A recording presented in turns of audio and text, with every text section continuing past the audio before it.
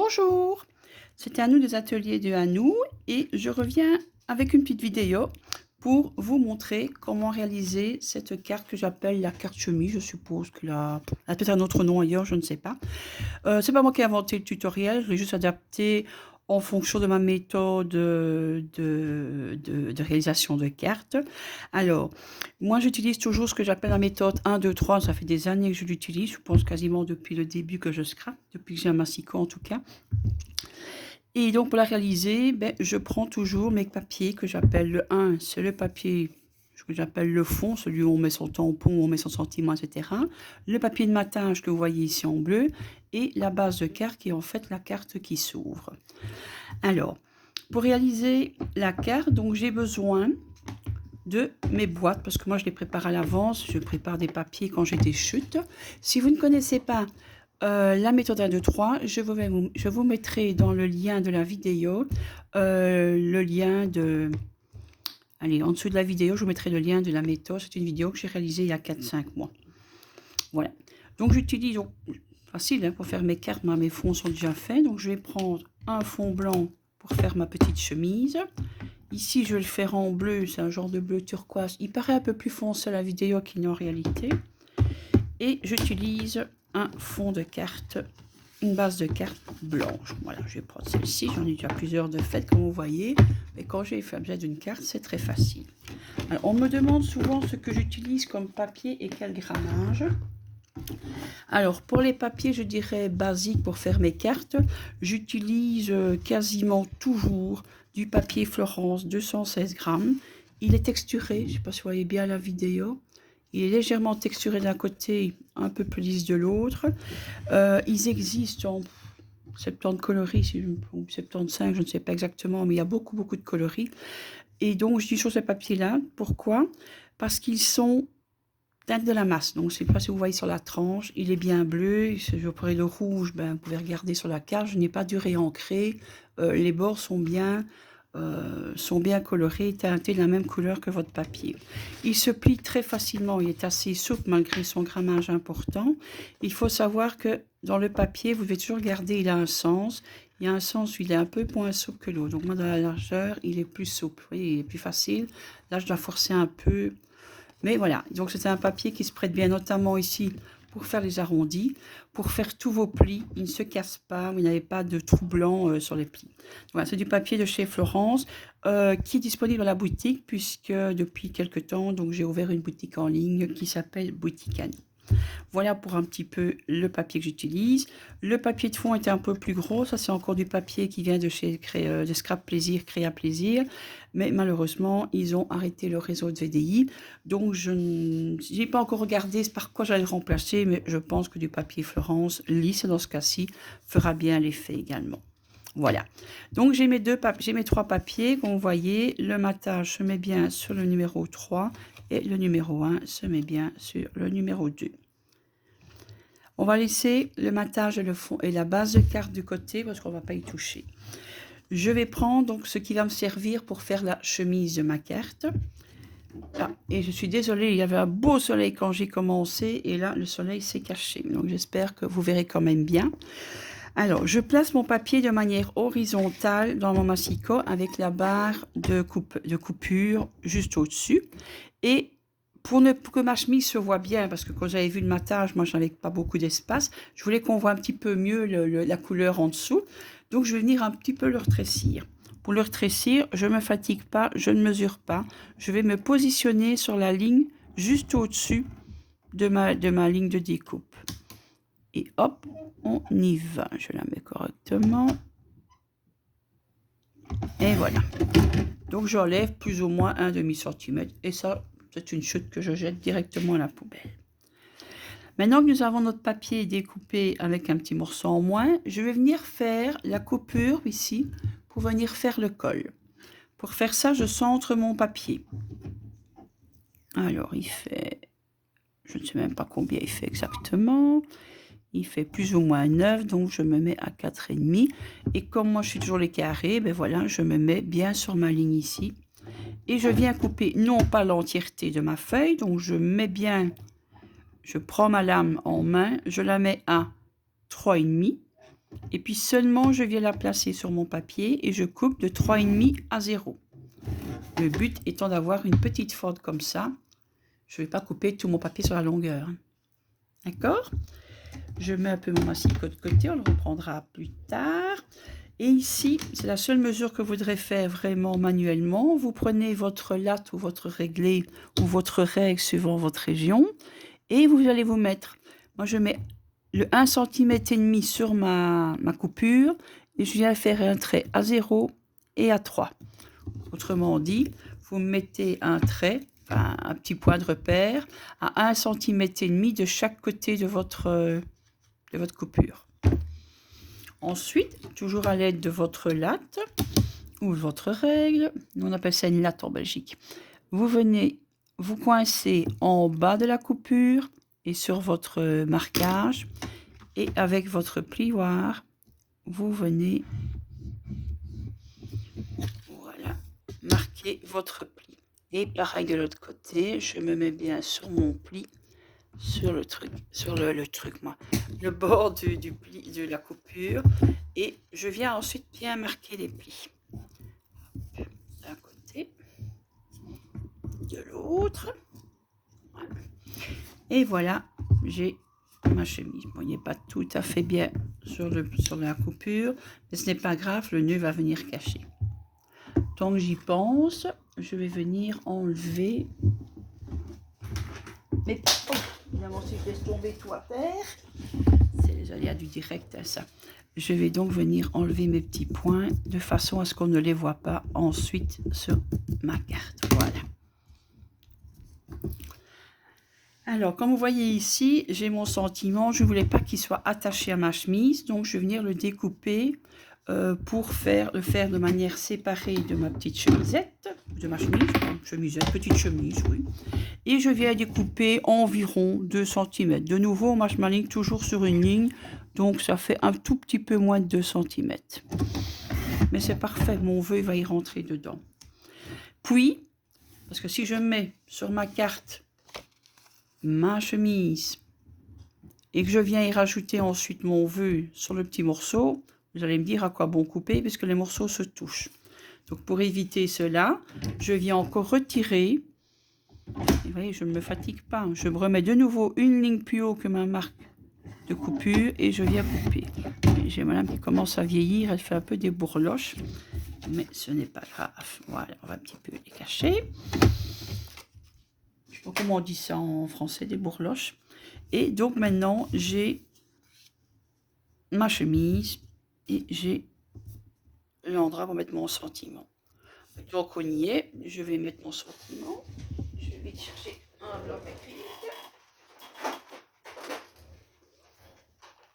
Je n'ai plus de dégradant. Voilà. Alors ici j'ai choisi de prendre les tampons de Béatrice Garnier. Donc pour un peu changer et pas toujours mettre je vous souhaite une merveilleuse année, une nouvelle année parce que j'en ai déjà fait quelques-uns. Je vais y prendre simplement, je souhaite un très bon anniversaire, instant de bonheur.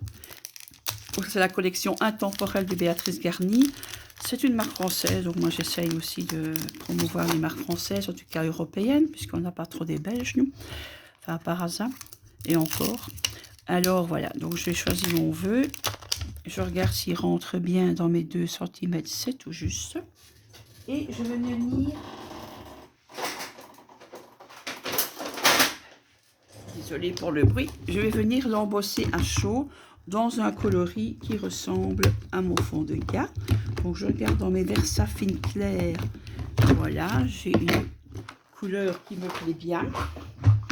Et je vais venir simplement donc tamponner avec cet encre. Et vous allez voir pourquoi. Après, j'insiste bien sur la Versafine. Donc ça ne marchera pas si vous voulez. Donc après, je vais l'embosser à chaud et ça ne marchera pas si vous prenez des encres à base d'eau. Donc les distress et consorts, vous ne savez pas embosser à chaud ensuite après. Voilà. Je te souhaite un très bon anniversaire. Bon, il n'est pas des plus réussis, mais ce n'est pas grave. Pour l'exemple, ce ne sera pas grave. C'est la difficulté du papier texturé. Alors là, je prends ma poudre embossée, de la poudre embossée transparente. Moi, j'ai mis dans une boîte pour avoir plus facile parce que j'utilise beaucoup l'embossage à chaud. En fait, je vous conseille que vous avez une planche à tamponner. J'en ai une. Hein. Mais voilà, je ne l'ai pas sortie pour la vidéo. C'est que sur du papier texturé, il vaut mieux parce que le tamponnage n'est pas toujours des plus clairs. Vous prenez votre heat gun et vous venez sécher. Donc sur une encre Versafine, sur la Versafine noire classique, les Versafines comme on avait avant, les peaux blancs, ou la Versafine claire de maintenant, vous savez embosser. Ça fonctionne aussi avec les Stazon. Désolée pour le bruit, mais je pense que vous m'entendez quand même. Voilà. Et ben, mon texte est quand même visible. Je te souhaite un très bon anniversaire, instant de bonheur. Voilà. Donc, en fait, ça donne un petit effet un petit peu brillant. Moi, j'aime bien un peu plastifié, un peu relief, que j'aime bien. Et je trouve que ça va bien venir finir la carte. Donc, je disais, vous pouvez embosser avec les Versafine. Vous pouvez embosser avec les Stazon. Je pense que les archival fonctionnent aussi, mais je ne peux pas jurer. Mais voilà, j'ai jamais essayé, je n'en ai pas. Par contre, les Distress, j'ai essayé, ça ne fonctionne pas. Voilà, donc on a déjà notre base de carte qui est bien avancée. Il nous reste maintenant à faire le petit nœud. Pour le petit nœud, il vous faudra des petits bouts de papier de la même couleur que votre photo de papier de matage. Je regarde si j'en ai encore des découpés. Voilà. Comment je sais bien que je vais en faire plusieurs, je reprends un papier numéro 2 et je repars de ça. Je prends mon massicot. Il vous faudra découper des morceaux de 2 cm et demi de largeur. De nouveau, moi je mets sur la ligne qui correspond plus ou moins à 2,5. Comme ça, je suis sûre d'être toujours droite.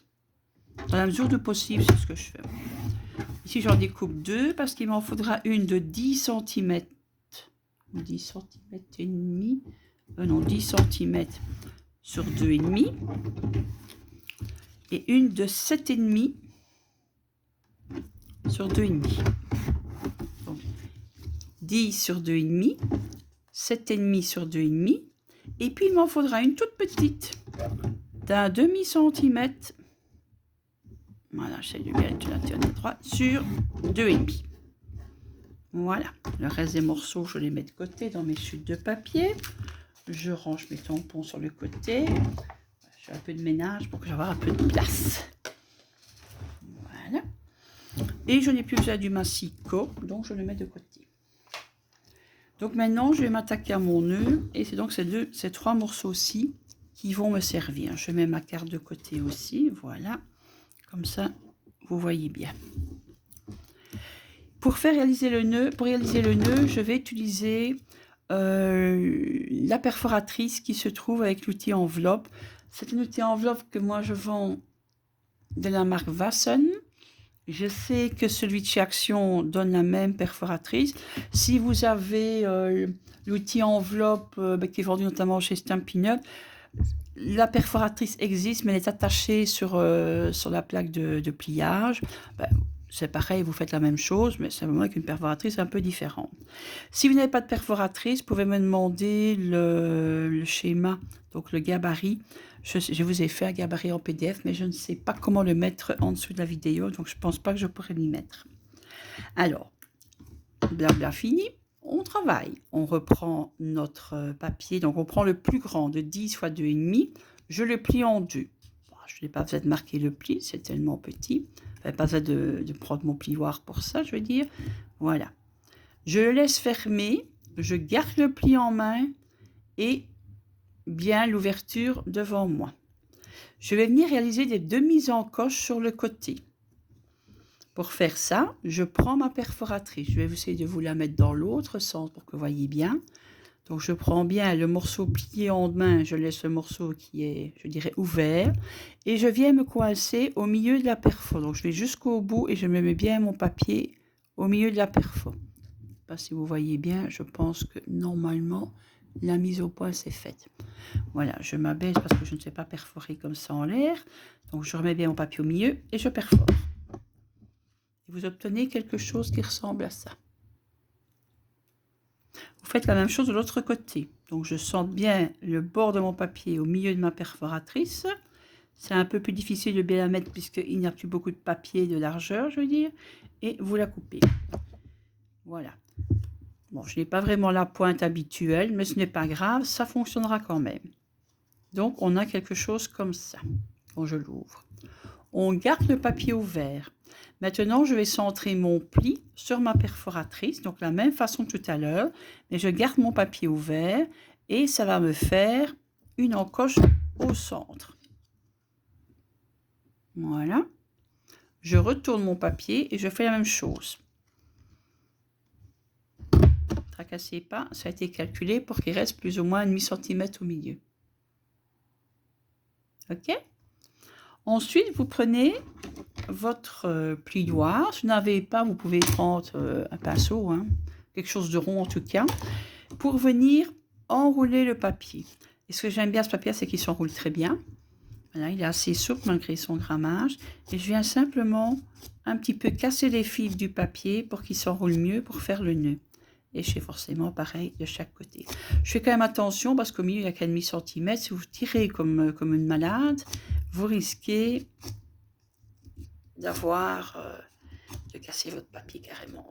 Une fois que vous l'avez fait, on retourne et on va venir coller les bouts de... Normalement, il doit y avoir un petit bout un peu plus droit que ce que j'ai. Voilà, vous venez les coller juste à l'arrière sur le centre. On ne vient pas coller tout le nœud, ça ne vaut pas la peine de l'avoir arrondi. On est bien d'accord. Et là, on met juste un tout petit peu de colle pour... Et là, c'est une grosse difficulté, c'est que ma colle blanche, elle est en fin de vie. Et il n'y en a pas dans celui-là, il ne veut pas couler. On va essayer dans l'autre. Ah, là, il y en a un petit peu, c'est suffisant. Donc, je vais juste mettre de la colle justement au centre. Voilà, c'est celui-ci qui est bon. Et je viens coller mes petits bouts vraiment sur le centre. Vous mettez votre doigt pour le faire tenir. Évidemment, je n'aime pas beaucoup le faire tenir. Si vous avez une pince, vous mettez une pince. Si vous n'en avez pas comme moi, ben, vous mettez une attache trombone le temps que ça sèche bien.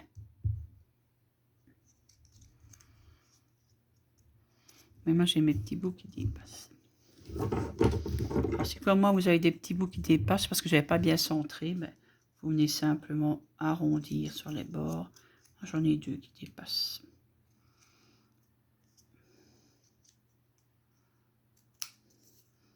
Voilà. Plus joli sur les petits bouts qui dépassent. Celle-là, il y a du direct. Hein. J'en ai fait je ne sais pas combien, ça a bien marché. Et ici, je l'ai mal fait. Voilà, donc vous avez votre petit nœud. Je laisse bien l'épingle pour que ça colle bien. Pendant que ça colle, je prends le deuxième morceau. Donc celui de 7,5 sur 2,5. De nouveau, je le plie en deux. Là, on ne fait pas des demi-encoches, on va venir faire des encoches complètes. Je prends toujours le pli dans mes doigts et je laisse l'autre partie ouverte. Et je viens le mettre dans la perfo, bien centré. Je n'ai pas marqué le centre parce qu'il est tellement petit que c'est facile de faire, je dirais, à l'œil nu. Mais si vous préférez, vous mettez une marque au centre. Et quand vous l'ouvrez, vous avez ceci. Et comme tout à l'heure, on remet le pli au centre de la perfo. Et on punch. Vous utilisez bien votre perforatrice du côté où il est marqué une note, sur le côté encoche où il y a les deux ailerettes, par l'autre côté qui lui fait des coins arrondis, ce qui n'est pas notre but ici. Je reprends ma colle, je remets un tout petit peu de colle au milieu, il ne faut pas en mettre beaucoup. Enfin, moi, elle est un peu vieille, voilà. Je reprends mon nœud de tout à l'heure et je viens le coller sur ce que je vais te faire. Et de nouveau, pour que ce soit pas encore, oui. J'attends un petit peu que ça adhère. Puis je prends mon petit papier, le tout petit papier. Je prends l'ensemble et je viens enrouler mon papier autour du centre de mon nœud. Donc voilà, je le plie d'un côté, je le plie de l'autre. Et vous aurez deviné, on va coller derrière. Si ma colle veut bien couler. C'est toujours les cordonniers les plus mal chaussés. Je n'ai plus de colle blanche. Du moins, comme ça. On va faire autrement. Je vais prendre un pinceau J'ai de la colle blanche dans un pot, hein, vous ne tracassez pas. Voilà, là j'ai de la colle blanche. On va mettre un petit peu comme ça.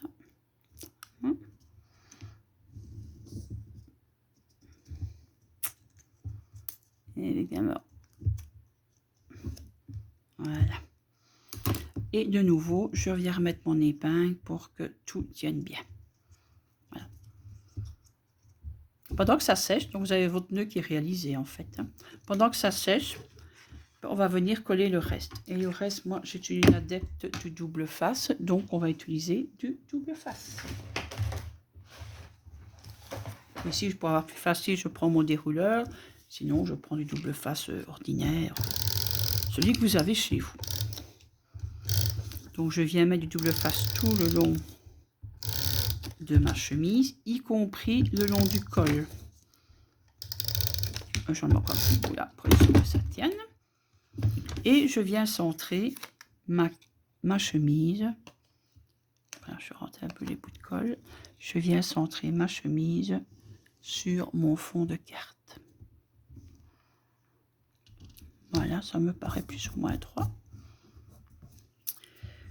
Je viens coller, bon ici je vais le mettre en plat, on pourrait le mettre en 3D aussi le sentiment, ben voilà, j'ai décidé de le mettre à plat. Moi.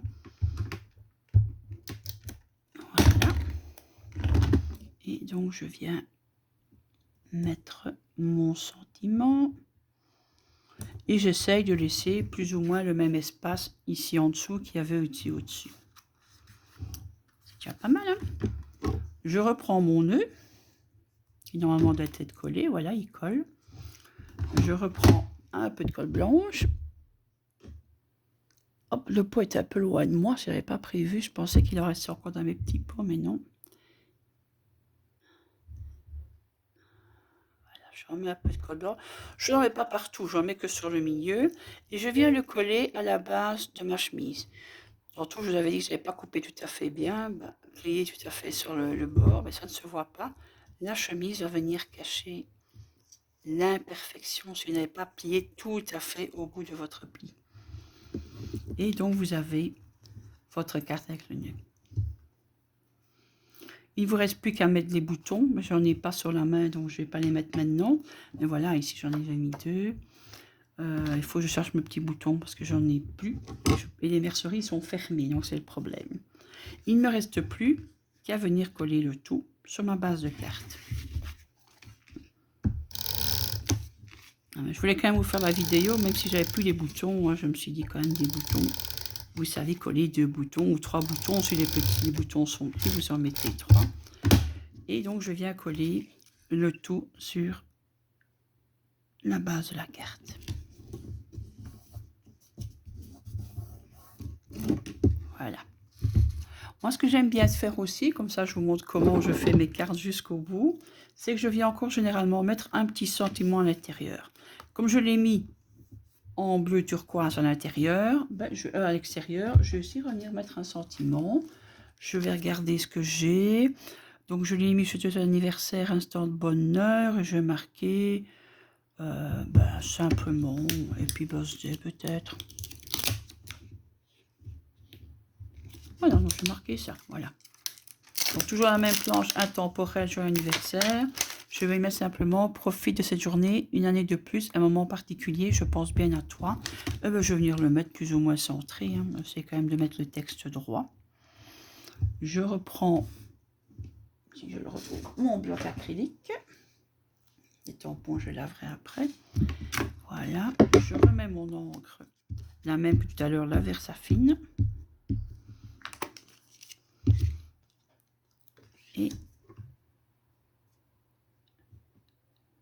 je mets un petit peu des lignes de ma planche à découper, voilà. Ça me plaît bien comme ça. Je tamponne. Et vous vous en doutez, si j'ai embossé devant, je vais embosser à l'intérieur aussi. Donc je renverse ma colle dessus.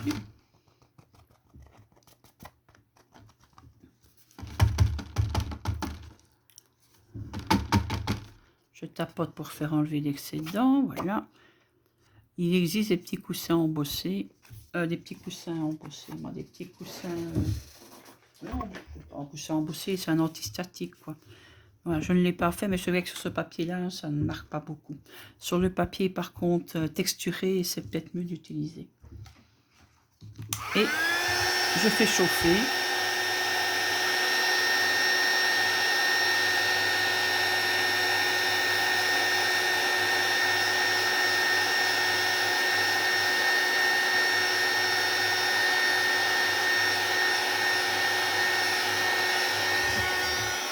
Et voilà, je trouve ça plus joli à l'intérieur que d'avoir que du texte. Oh, alors, suivant les moments, bah, soit je mets des petites lignes autour, soit je verrai bien quand je l'enverrai ce que je ferai en fonction du texte. Et voilà. Je vous montre une autre sorte de carte que j'ai réalisée. Ce que je fais aussi, mais je n'ai pas le tampon sous la main, c'est pour ça que je vous le montre sur celle-ci, c'est que je viens mettre aussi un petit tampon à l'extérieur de mes petites mains avec tout mon cœur. L'année passée, je m'étais fait avec beaucoup, beaucoup d'amour. Voilà, je mets toujours un petit quelque chose de gentil. Et puis, je mets simplement ma petite signature fait main par Anouchka. Comme ça, j'ai une carte qui est finie. Bon, celle-ci, elle était un petit peu même colorée à l'intérieur, puisque j'avais utilisé de l'aquarelle sur le dessus. Voilà, et voilà, je vous ai expliqué comment faire la carte. Bon, il ne me restera plus qu'à mettre les boutons et mon tampon à l'extérieur, que j'embosse aussi. Il y a vraiment que le fait main par Anouchka que je n'embosse pas. Mais voilà, donc vous avez une petite carte facile à réaliser en partant de mes papiers 1, 2, 3. Je n'ai pas de prise de tête pour la faire. Il y a juste le nœud. Bon, il faut juste un petit peu avoir l'habitude de les faire. Mais une fois que j'en avais fait deux, ça va tout seul. Voilà, j'espère que ça vous a plu. Je vous mets le lien de la méthode 1, 2, 3 en dessous de la vidéo. Et je vous dis à bientôt. Au revoir.